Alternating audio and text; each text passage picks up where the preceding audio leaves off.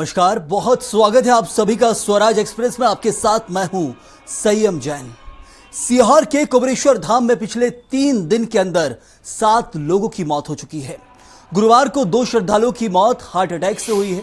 वहीं बुधवार को पंडित प्रदीप मिश्रा ने सीहोर की सीवा नदी से जहां कुबेरेश्वर धाम तक 11 किलोमीटर की कावड़ यात्रा निकाली। इस आयोजन में 2 लाख से ज्यादा श्रद्धालु शामिल हुए थे। कावड़ यात्रा के लिए एक दिन पहले ही भीड़ जुटना शुरू हो गई। मंगलवार को रुद्राक्ष वितरण के दौरान भगदड़ मच गई, जिसमें 2 महिलाओं की मौत हो गई, जबकि बुधवार को अलग अलग कारणों से अलग अलग जगहों पर 3 श्रद्धालुओं ने दम तोड़ दिया, तो गुरुवार को हार्ट अटैक से 2 और लोगों की मृत्यु हो गई है। इन मौतों के बाद सवाल उठ रहा है कि धार्मिक आयोजनों में ये हादसे क्यों नहीं रुक रहे हैं, आखिर कौन है इनका जिम्मेदार? इस पर हम चर्चा करेंगे, लेकिन इससे पहले सुन लेते हैं कुछ प्रतिक्रिया जो जिम्मेदारों की और जो वहां पर जो रह रहे हैं उन लोगों की आई है। और उस परिवार के साथ आज ही नहीं, हमेशा शामिल किसी भी तरह का कोई सेवा रहेगी, कोई भी आपको जीवन में कहीं भी कष्ट हो तो ये परिवार आपके साथ हमेशा खड़ा हुआ है और हमेशा रहेगा। मेरा श्रद्धा सुमन और मेरी श्रद्धांजलि उन जीजियों के प्रति, उन परिवारों के प्रति जिन्हों के परिवार में ये घटना घटी है। उनको भगवान देवाधिदेव महादेव उनके हृदय को शांति देवे और जो जीवों के प्राण गए हैं भगवान उनको अपने चरणों में स्थान दे। श्री शिवाय, नमस्ते। देखिए, इस तरह की घटना पिछले 2-3 साल से लगातार हो रही है। तो जो भी आयोजन करते हैं हम लोग, धार्मिक आयोजन होता है, उसमें आयोजनकर्ता की भी उतनी जिम्मेदारी होती है और प्रशासन की उतनी जिम्मेदारी हो रही है। दोनों को मिलकर प्रशासनिक व्यवस्थाएं सुदृढ़ करने की कोशिश करना चाहिए। मुझे कल पता चला कि करीब 5 से अधिक लोगों की वहाँ मौत हो गई भगदड़ में और कई लोग घायल हो गए हैं। तो ये गैर जिम्मेदारी के साथ काम करने का नतीजा है। अगर जिम्मेदारी के साथ में आयोजन करता और प्रशासन भी उतनी मुस्तैदी के साथ में काम करता, शायद ये घटना। पिछले 36 घंटे से सीहोर और इंदौर के बीच में जाम लगा हुआ है। तो एक तरफ जो हादसे वो रुकने का नाम नहीं ले रहे हैं। देखिए, आप हरिद्वार के मनसा देवी मंदिर में भी जहां भगदड़ में 6 लोगों की मौत पहले हुई थी, ऐसे बहुत सारे जो हादसे हो उनकी तस्वीर हम ग्राफिक्स के जरिए आपको बता रहे हैं। लेकिन इस घटना के ऊपर चर्चा करना बहुत जरूरी, जो सीहोर के कुबेरेश्वर धाम में घटी है। इसी पर चर्चा के लिए हमारे साथ 2 खास मेहमान एक तरफ जो हमारे साथ जुड़े हुए हैं। डॉक्टर रवि अत्रौलिया, रिटायर्ड डीएसपी हैं, बहुत स्वागत रवि जी आपका। और शैलेशानंद गिरी जी महाराज, जो कि महामंडलेश्वर जूना अखाड़ा उज्जैन से हैं, आपका ही बहुत स्वागत है इस चर्चा में। सबसे पहले महामंडलेश्वर जी, आपसे मैं चर्चा करूंगा और जानना चाहूंगा कि ये धर्म का कैसा रूप है जहां बलिदान मांगा जा रहा है, और ये पहली बार नहीं है। 3 सालों में हम लगातार देख रहे हैं कुबेरेश्वर धाम में जब भी आयोजन किया जाता है तब जहां रुद्राक्ष बांटने की बात की जाती है और एक बड़ा सैलाब, लाखों की संख्या में लोग वहां पहुंचते हैं प्रदेश और देश से। लेकिन सीख कौन लेगा? प्रशासन और पुलिस अपनी तरफ से काम कर रहे हैं, वो हम देख रहे हैं, लोगों की जान चली जाती है। क्या आयोजनकर्ता की कोई जिम्मेदारी? क्योंकि साफ तौर पर कह दिया गया है पहले कि हमने लोगों को बोला है कि ज्यादा संख्या में ना आए, लेकिन लोग, आप बोलेंगे रुद्राक्ष बांटे जा रहे हैं, धर्म का काम होगा और उनको लालसा दी जाएगी तो वो तो आएंगे ही ना। महामंडलेश्वर जी, देखिए, पहली चीज हमें ये स्पष्ट रखना चाहिए पूरी जनता के सामने, शासन को विशेष तौर पर, मैं इसके अंदर शासन और प्रशासन दोनों के अपने स्वार्थ की इतिश्री देख रहा हूं कि उनका स्वार्थ नहीं होता तो इतनी भीड़ इकट्ठी कभी भी नहीं होती। राजनीतिक दलों के स्वार्थ के कारण ये बातें होती है।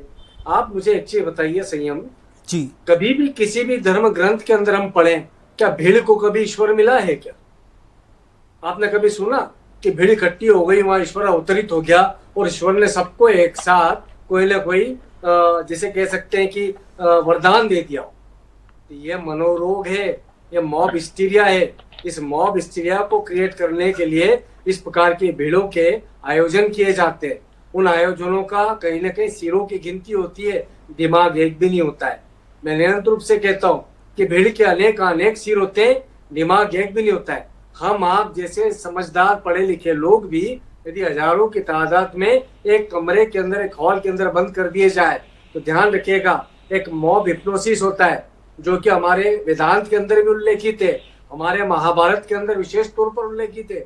यदि मैं हाथ उठाऊंगा तो 1000 लोग हाथ उठाएंगे, यदि मैं दौड़ लगाऊंगा तो 1000 लोग दौड़ लगाएंगे। इसको इलेक्ट्रोमैग्नेटिक इंपल्स कहते हैं, मॉब हिस्टीरिया कहते हैं। तो जो भीड़ इकट्ठी करना है ये अपने आप में शासन प्रशासन की बेहद बड़ी चूक है, जो कि उनके निहित स्वार्थों के कारण हो रही है। इसको रोका जाना चाहिए। 3 साल के अंदर कितने लोग मरे और इनके मृत्यु के ऊपर कह दिया जाता है कि इनको मोक्ष मिला।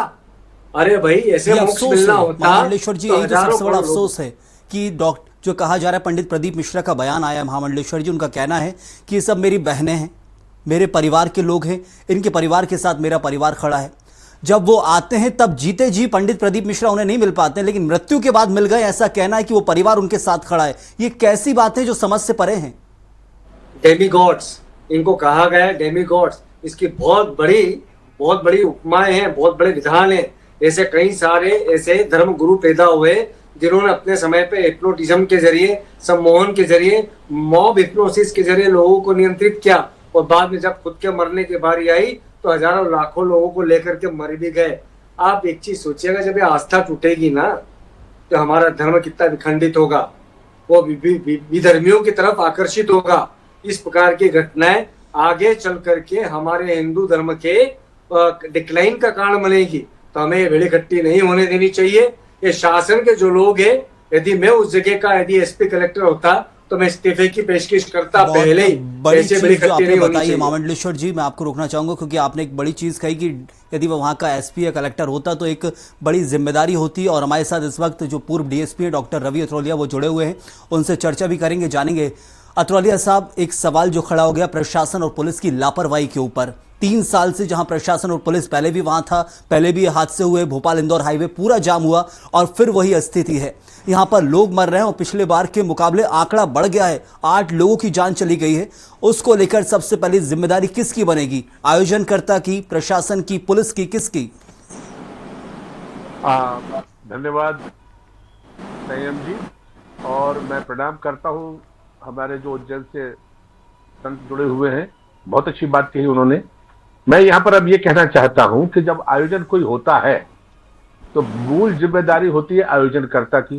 जी, वो प्रशासन को बताता है कि वो किस तरह का आयोजन कर रहा है, कितने लोग आएंगे, उनके लिए उसने क्या इंतजाम किया, ये सारी बातें वो प्रशासन को बताता है। उसके बाद प्रशासन उस आधार पर वहां पर पुलिस व्यवस्था करती है, एसडीएम एडीएम वगैरह की ड्यूटी वहां पर लगाई जाती है। अगर मान लीजिए कहीं कोई रोड बाधित होने की स्थिति है तो वो जाम ना लगे, इस विकल्प को ढूंढा जाता है। ये हमारे प्रशासन की ओर से तैयारी होती है। अब मैं यहाँ पर बात करूंगा पंडित प्रदीप शर्मा जी, भुवनेश्वर धाम वालों की, जिन्होंने प्रवचन करके, कथा वचन करके अच्छा खासा दान दक्षिणा में करोड़ों रुपए कमा लिया। मजेदार बात तो ये भी है कि ऐसे कथाकार, चाहे वो अपना अनुरुद्धाचार्य हो, चाहे अपने वो छतरपुर वाले बाबा जी जो हैं अभी मौजूदा, और प्रदीप जी, ये लोग विशुद्ध रूप से कुछ इस ढंग की बातें सनातनी करते हैं कि ताकि सत्ता पक्ष का वरदहस्त इनके ऊपर आ जाए, और आ भी जाता है।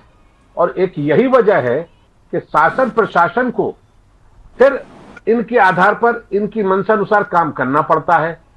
दूसरी बात, इन्होंने वर्तमान जो मुझे खबर मिली कि इन्होंने ये कहा था कि शायद 5 से 10 हजार लोग आएंगे, तो प्रशासन उसी हिसाब से इंतजाम रखेगा।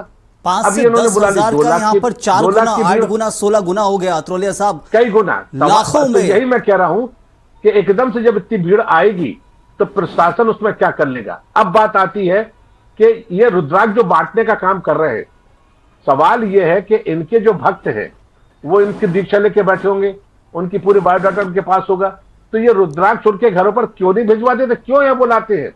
दूसरी बात, जब उन्हें मालूम है कि चक्का जाम होगा और लोग जाम में परेशान होंगे हाईवे पर, क्यों इस तरह की कृत्य करती? तो क्या ये एक आस्था वाला काम कर रहे हैं या आस्था को तोड़ने वाला काम कर रहे हैं? क्या ये बलिदान से पॉपुलैरिटी बढ़ाने का एक तरीका बन गया है? क्या ये समझा जाए जब तक भोपाल इंदौर हाईवे जाम नहीं होगा तब तक पॉपुलैरिटी बढ़ेगी नहीं? क्या पॉपुलैरिटी बढ़ाने का एक तरीका बन गया है क्या?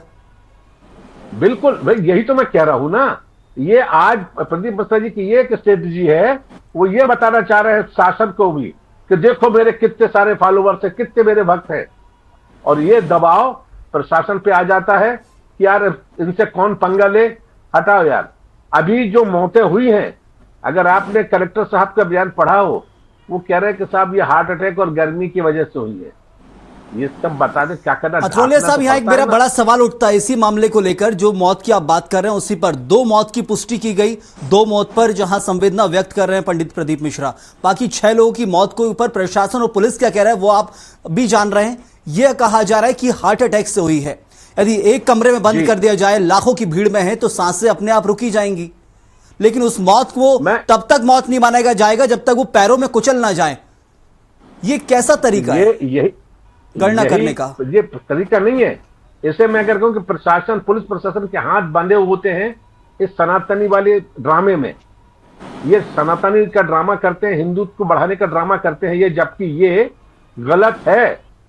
अभी जैसे हमारे महामंडलेश्वर जी ने कहा कि भीड़ इकट्ठी करने से क्या मतलब है, क्या किसी को मोक्ष मिलने वाला नहीं, किसी को पुण्य मिलने वाला नहीं। और जहां तक ये मौतों का कारण है, मैं फिर बता दूं कि ये प्रशासन पुलिस इतना दबाव में रहता है कि वो मौत के सही कारण को सामने लाता ही नहीं है। अब ये अलग बात है कि 3 साल में बहुत सारी मौतें हुई हैं, मगर प्रदीप शर्मा की सेहत पे कोई असर नहीं पड़ा, नंबर 1। नंबर 2, इस बार जब सत्ता और विपक्ष ने, जैसे कुसुम महलावती जी पूर्व मंत्री ने आपत्ति उठाई है, बिल्कुल। 1-2 और सत्ता के मंत्री ने आपत्ति उठाई, तब जाके इस बार मैं सुन रहा हूं कि हाँ वो जांच कराएंगे। अरे जांच कराएंगे तो जल्दी कराइए ना, और फिर जिम्मेदारी पर फिक्स करिए। और एक बहुत बड़ी बात मैं कह देना चाहता हूं यहां पर संयम जी, कि आयोजक अगर उतनी भीड़ बुला रहा है तो ये आयोजक का दायित्व है कि वो उनके रहने ठहरने का पर्याप्त बंदोबस्त करे, उनके लिए मेडिकल सुरक्षा व्यवस्था दिलाए। ये उसकी बेसिक जिम्मेदारी जरूर है। अथरोलिया साहब, मैं आपके पास लौटूंगा। आपके लिए मेरे पास एक बहुत जरूरी सवाल है इसी विषय को लेकर, क्योंकि प्रशासन और पुलिस को लेकर एक बड़ी जिम्मेदारी है, तो सवाल भी बहुत सारे हैं। लेकिन फिलहाल महामंडलेश्वर जी, अब एक मुख्य मुद्दा है कि पुण्य के लिए सब किया जाता है, आत्मा के कल्याण के लिए किया जाता है सब। क्या जान जाने से उस परिवार का व्यक्ति जो बिछड़ गया है, उनके बच्चे होंगे, जो 2 माताएं गुजर गई हैं, उनके बच्चे भी होंगे, अब उनको कौन पालेगा, कैसे वो बड़े होंगे, क्या परवरिश होगी, बहुत सारे सवाल हैं। क्या भक्ति की जो कहा जाता है कि धर्म और भक्ति की आड़ में सब किया जा रहा है, तो आयोजकों को तो सोचना चाहिए, लेकिन भक्त का क्या कर्तव्य होता है इस वक्त? सबसे बड़ी चीज कि वो कैसे अपने गुरु को पहचाने। देखिए, स्पष्ट है, वेदोक्त है, वैदिक वांग्मय में उल्लेख है, यदि शिष्य तैयार है तो गुरु अवतरित होता है। यानी स्पष्ट है कि आपको गुरु की खोज में इधर उधर भटकने की आवश्यकता नहीं है। आप अपने यहाँ पर अपने घर के अंदर बैठ करके यदि अनुष्ठान करते हैं, पूजा करते हैं, पाठ करते हैं, ध्यान करते हैं, ईश्वर के साथ एकात्मकता रखने की क्षमा बात करते हैं, तो उस समय पे गुरु स्वयं अवतरित होता है। दूसरी विषय यह है कि यदि कोई मरता है इस प्रकार के आयोजनों में, तो उसको मैं थोड़ा अलग जा रहा हूँ। अथर्ववेद जी ने बड़े अच्छे से बातचीत करी। देखिएगा, यदि कहीं पे भी मृत्यु होती है तो प्राइमा फेसी एक दर्ज होता है मामला। वो प्राइमा फेसी किसके अगेंस्ट दर्ज हुआ, ये हमें जानना बेहद आवश्यक है। आप मीडिया वाले हैं, विशेष तौर पर आपको जानने की अधिकार होना चाहिए कि सबसे प्रथम दृष्टया यह मामला किसके विरुद्ध में दर्ज हुआ है। आयोजक के प्रति हुआ है, शासन के प्रति हुआ है, प्रशासन के प्रति हुआ है। महामंडलेश्वर जी, इसी पर जवाब लूंगा, मेरे पास समय बहुत कम है, इसलिए जवाब अभी लेना होगा रवि अथरोलिया साहब से। वही मेरा सवाल था जिसको आपने छेड़ दिया है महामंडलेश्वर जी, और आपने भी उठा दिया है। रवि अथरोलिया जी, एक अंतिम सवाल इस पूरे चर्चा का यही है कि हमने देखा बेंगलोर में एक हादसा हुआ था, जहां आईपीएल का बेंगलोर की ट्रॉफी को लेकर जहां आरसीबी जो टीम थी वो पहुंची थी, और आयोजकों पर केस दर्ज हुआ था क्योंकि बहुत सारे लोग वहां मर गए थे, कई घायल हो गए थे। अब ऐसे एक और हादसा हैदराबाद का ही मुझे याद आ रहा है, जब पुष्पा 2 फिल्म रिलीज हुई तो हीरो के ऊपर केस दर्ज हो गया। हीरो के ऊपर इसलिए क्योंकि उस भीड़ में एक व्यक्ति मर गया था, जबकि उससे उसका कोई संपर्क नहीं था, ना ही वो आयोजक था, लेकिन फिर भी एफआईआर दर्ज हुई और जेल में रहे। तो क्या इस घटना को भी वैसे ही देखा जाए, इतनी बड़ी भीड़ है, आयोजन करता कोई एक है, तो केस डायरेक्ट दर्ज होना चाहिए एफआईआर?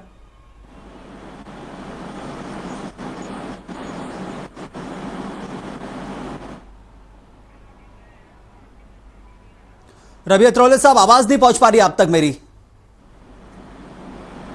सॉरी।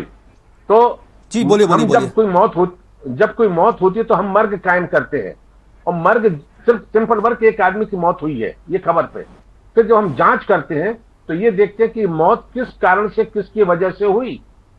तो उसमें चूंकि ये भीड़ इनने बुलाई है, तो आयोजक प्रदीप मिश्रा है, तो कायदे से इनके खिलाफ ही मुकदमा दर्ज होना चाहिए। इनके खिलाफ ही मुकदमा दर्ज होना चाहिए।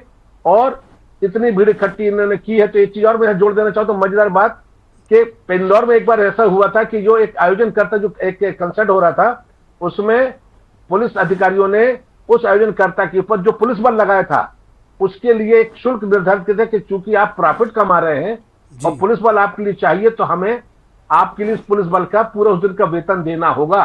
तो मैं चाहूंगा कि प्रदीप मिश्रा जी जब कभी ऐसे आयोजन करें तो या तो प्राइवेट सिक्योरिटी लगाएं, और अगर पुलिस बल चाहिए तो कितना पुलिस बल चाहिए, किस किस रैंक का चाहिए, उसका एक दिन का या 2 दिन का, जिस दिन का आयोजन है उतने दिन का पर डे के हिसाब से वेतन जो है बिल्कुल शासन के खजाने में जमा करें, जरूर। तब बात लेकिन बनेगी। आपकी जो मूल बात मेरे को निकल कर आई कि एफआईआर बिल्कुल आयोजनकर्ता मुख्य तौर पर प्रदीप मिश्रा जी के ऊपर ही होना चाहिए, क्योंकि पहली बार नहीं है, 3 साल लगातार हो गए। ये स्पष्ट है कि प्रशासनिक और पुलिस कार्रवाई यदि वही तरीके से होगी जो बेंगलोर और हैदराबाद की घटना को लेकर है, तो इस मामले में भी ठीक वैसे ही एफआईआर होना चाहिए। मैं बहुत शुक्रिया अदा करूंगा महामंडलेश्वर जी आपका भी, और साथ ही रवि अत्रोलिया साहब आपका ही बहुत बहुत शुक्रिया इस चर्चा में जुड़ने के लिए। तो एक तरफ जो ये घटना घटी है, इसको लेकर साफ तौर पर कहना है कि कार्रवाई सख्त हो और ऐसी हो कि अगली बार सुधार हो सके।